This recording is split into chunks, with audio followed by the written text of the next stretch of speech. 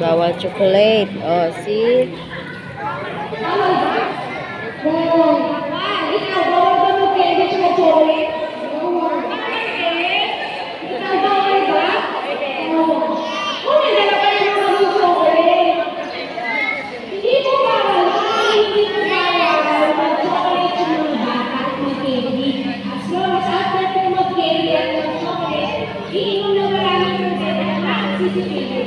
Ang sikreto lang po talaga para po tumigay yung ngipin at hindi masira. Magsipili po 2 times a day. And then, pagkatapos na mag-toothbrush, kailangan po yung dental floss. Alam mo yung dental floss, sabi? Alam mo yung dental floss? Okay.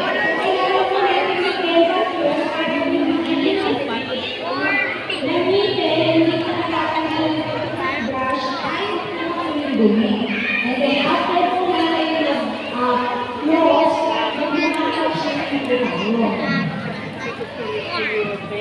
Pag nag-makakap siya, ipasang din po, mag-kumain o mag-tubig kahit mga 30 minutes.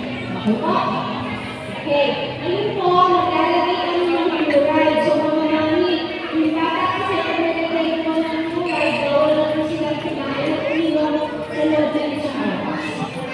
So, kung pwede po kayo nila sila, Water ka na.